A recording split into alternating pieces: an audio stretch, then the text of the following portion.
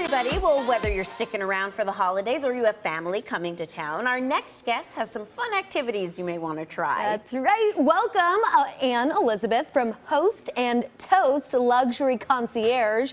First, tell us how we can all feel like a star with Toast and Host. Yes, well, so we like to say that we offer bespoke service with Southern hospitality. So what that means are creating custom, one-of-a-kind events, trips to Nashville, 10-foot cheese and charcuterie board layouts. Oh, so nice. we do a little bit of everything, which is fun, and we became part of a service in order to help serve other people. So yeah. I mean, how helpful, because there's so many things to do. You just narrow it down.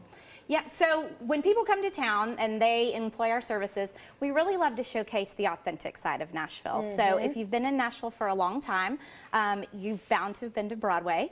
And so obviously you want to go to the honky tonks at least once while you're here, but then there's so many other things to do that really showcase the authenticity, the behind the scenes. They put the music in Music City. Oh, I love that. Now, what led you to even create this? Yes, so I grew up here in Nashville. I'm a fourth-generation native. Oh, look so at the baby. I have a sweet Southern mama who really showed me what it meant to be hospitable to guests. And so I love serving, other people.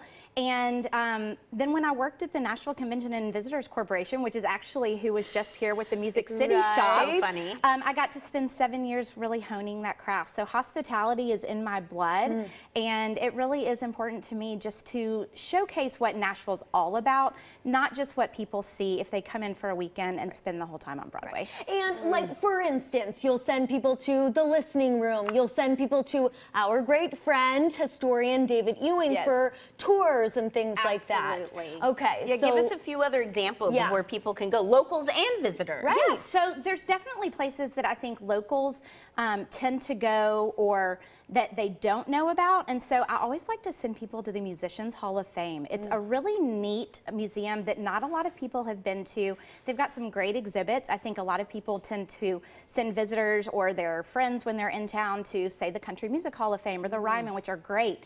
But there's also this wonderful backstage tour at the Opry if you're willing to do that. There's some great local dive bars. We've got a lot of restaurants that have been around for a really long time, and our restaurant scene is crazy right now, but there's some that have been here for a really long time that helped put us on the map in the first place. absolutely. It's so important. Fourth generation Nashvilleian, I've got to ask, what are your thoughts on all of this growth in Nashville and the tourism industry itself? Well, it's really interesting watching people come to town either to visit or to move here. And so doing what I do, I have a front row seat to the growth. And especially when I was working at the Convention and Visitors Corporation, I got to start the month that Nashville went on a 72-month year-over-year growth in hotel rooms sold.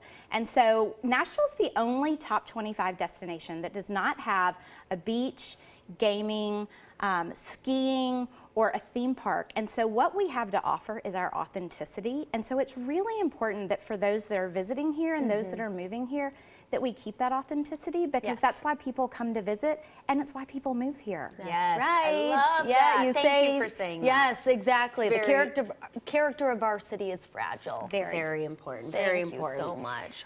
Well, if you are looking for a concierge and their services, check them out online. Visit hostandtoastluxury.com. Thank you so much.